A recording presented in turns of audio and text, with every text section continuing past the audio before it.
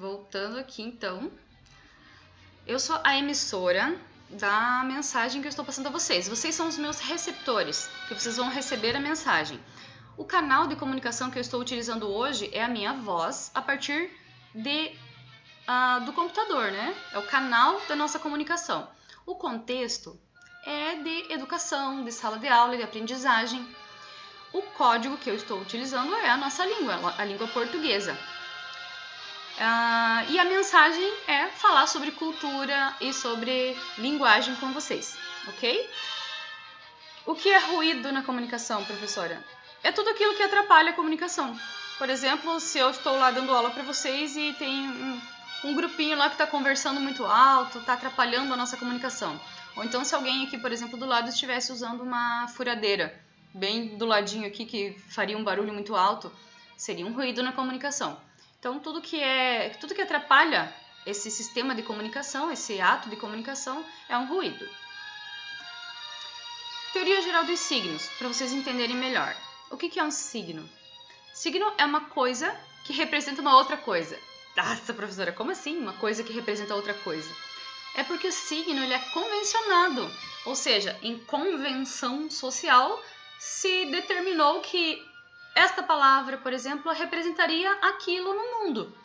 E isso é convencionado entre os participantes daquela comunidade, daquela cultura.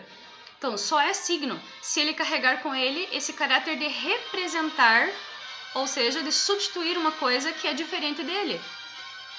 Vocês vão entender isso mais pra frente. Aí, dentro do sistema de signos, nós temos 3 formas de compreender essas representações simbólicas, aliás, representações da linguagem. Os ícones, que representam por força da semelhança, um signo compartilha os caracteres do objeto, já vou colocar para vocês um exemplo para vocês entenderem melhor. Os índices, que indica ou sugere algo, uma relação existencial, material de resistência. Existe uma conexão existencial, existe realmente uma conexão direta com o objeto. Também vou colocar um exemplo, só um minutinho, espere. E os símbolos. O que é um símbolo? O significante, que é concreto, representa algo abstrato.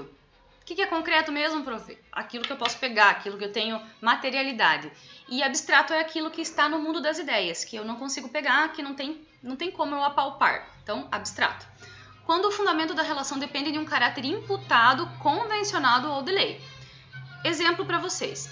Se eu mostrar essa imagem aqui primeira, essa imagem aqui, ó, do fogo, se eu mostrar aqui no Brasil, vocês vão entender que é fogo. Todo brasileiro vai entender que isso é fogo.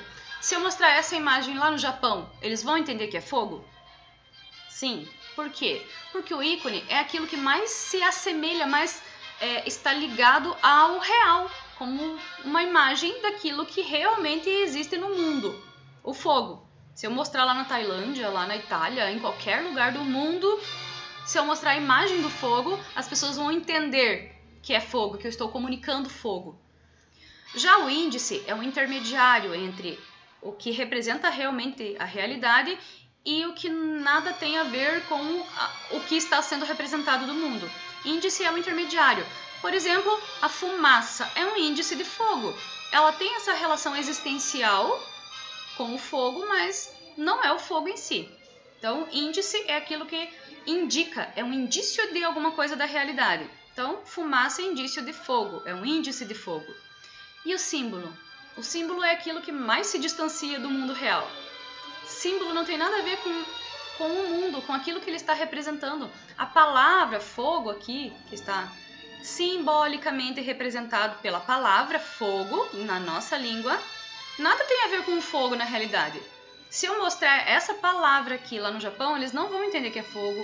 Se eu mostrar em outros países, em outras culturas que não falam a nossa língua portuguesa, muito dificilmente eles vão entender que é fogo. Por isso que o símbolo é aquilo que mais se distancia, ele representa algo que é diferente dele. Porque nós convencionamos que essa palavra representa o fogo, que é o que existe no mundo, é a representação do mundo para nós, fogo. Fire em inglês, essa outra palavra aqui é asiática, não sei se é japonês, se é chinês, mas enfim, é um símbolo que representa fogo. Vocês entenderam essa relação entre aquilo que mais se assemelha com a realidade por exemplo, uma foto do Facebook de vocês. A foto é uma imagem que mais se assemelha com aquilo que é real, que é vocês mesmos, que são vocês, né? E o nome de vocês, por exemplo, é um símbolo, porque é aquilo que está representando o que realmente existe no mundo, que são vocês. Mas não é relacionado diretamente, não tem uma ligação direta, é apenas abstrato, é uma convenção social de que significa aquilo. Entenderam? Vou colocar mais um exemplo aqui. Vou passar isso aqui, ó. Ícone, por exemplo. Se eu tivesse um cachorrinho aqui, tivesse segurando um cachorrinho aqui, seria o mundo mesmo, aquilo que realmente existe no mundo. O ícone é aquilo que mais se assemelha, ou seja, a imagem de um cão, né? A imagem, o desenho do corpo de um cão que lembra um cão. O índice seria o latido. O latido é um indício do animal, da presença de um cão. Assim como um gatinho seria, o miado de um gato seria um indício, um índice de um animal, do gato. E a palavra cão não tem nada a ver com o cão na realidade. É apenas convencionado, é o nosso símbolo, o nosso signo linguístico que representa cão. Mas nada tem a ver com o animal em si, certo? Essa imagem aqui, para vocês analisarem, temos ainda alguns minutos. O que eu quero mostrar é que tudo que nós formos analisar, isso em relação a tudo, texto, imagem, deve ser levado em conta de um modo geral. Por exemplo, aqui, o que eu estou vendo? Estou vendo duas pessoas, é uma imagem, né?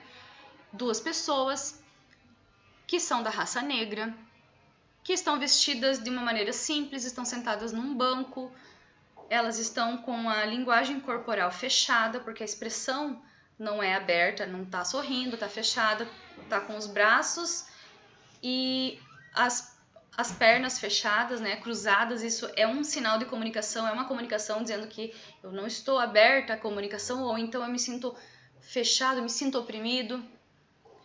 Agora eu vou mostrar um outro fragmento de imagem para que vocês analisem comigo. Essa aqui, por exemplo, é uma outra pessoa de cor branca, raça branca. Ela tá com a linguagem corporal bem aberta, né? Tá com um sorrisinho, assim, não um sorriso em si, mas a expressão aberta, bem à vontade num banco. Se eu analisar um fragmento e outro, eu vou entender que são situações diferentes.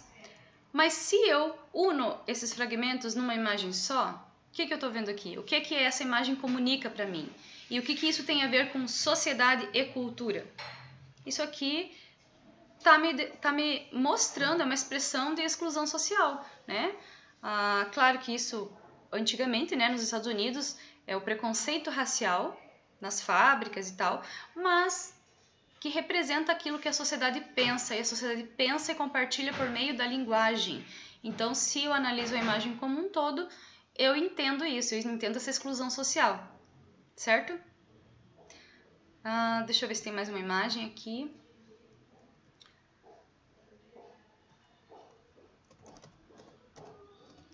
Pessoal, finalizei essa atividade com vocês. Eu gostaria que vocês pesquisassem. Por exemplo, aqui, ó, eu tenho mais um exemplo para dar para vocês. Eu vou deixar aqui só a imagem.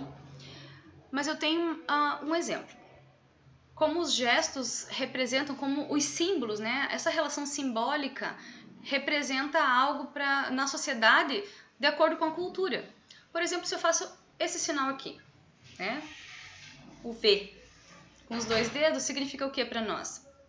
Paz e amor, né? Paz e amor. Só que se eu mostrar esse mesmo gesto assim, né, o lado contrário da mão lá na Inglaterra, eles vão achar que isso é uma ofensa, porque para eles lá é a mesma coisa que mostrar só esse dedo aqui. Então é uma ofensa. Por quê? Porque são símbolos que representam na sociedade. Assim como, por exemplo, o chifrinho aqui, ó. O que representa para nós? Representa um símbolo do rock, né? Depois que um certo cantor famoso do rock, né, do Black Sabbath, o cantor, o vocalista, né, da banda, utilizou esse gesto aqui num show dele, isso virou um ícone do rock. Porém, esse gesto aqui significa outra coisa. Muito mais antigamente, né, em épocas remotas, esse símbolo significava um repelente contra espíritos do mal, espíritos maldosos ou o capeta, enfim. Era um repelente. É como se a gente mostrasse a cruz para o vampiro, esse sinal era um repelente. Então, vejam como isso muda de acordo com a cultura. E a representação da linguagem tem tudo a ver com isso. Por que você está falando disso, professora? Porque representação, por exemplo, de indústria cultural. O conceito de indústria cultural que vocês viram nas aulas anteriores tem a ver com o que nos é imposto na sociedade, e isso nós já vimos sobre a questão da dominação, né, lá do Weber. Nós vimos a questão, estamos vendo ainda a questão da ideologia do Marx e os conceitos sobre a sociedade que o Marx, o Durkheim e o Weber colocam para nós, e como é que isso está relacionado com a nossa cultura e com a nossa linguagem. Imposições, né, a indústria cultural, imposição que vem de cima, com o intuito, com o objetivo de oferecer, ou de lucrar com isso, não de oferecer, mas de oferecer possibilidades de compra ou de consumo visando o lucro. E isso mexe com o que com a cultura? Porque se eu tenho um padrão pré-estabelecido que vem de cima, eu vejo numa novela uma roupa. Ok, eu posso não dar muita bola para aquela novela, mas aquela novela já tem referência de um filme que veio de um estrangeiro, por exemplo. Beleza, não dou bola para aquela roupa. Só que se eu saio nas ruas, eu vejo outdoors com a mesma propaganda, com o mesmo estilo. Aí nas lojas onde eu passo, eu vejo o mesmo estilo nas vitrines. Eu inconscientemente sou influenciado a consumir um produto que eu nem me dei conta que eu estou sendo influenciado. Então, isso é indústria cultural. Influência para o consumo de produtos que já são pré-estabelecidos. Por exemplo, o maior exemplo agora, o que está em cartaz no cinema? Avengers, né? Os Vingadores. Será que é só o cinema que está lucrando com isso? É só o filme lá, só a bilheteria do cinema? Não, tem muito mais coisas, um nicho de mercado, que é o tema Vingadores, que abre um leque de possibilidades de consumo em relação à mesma coisa.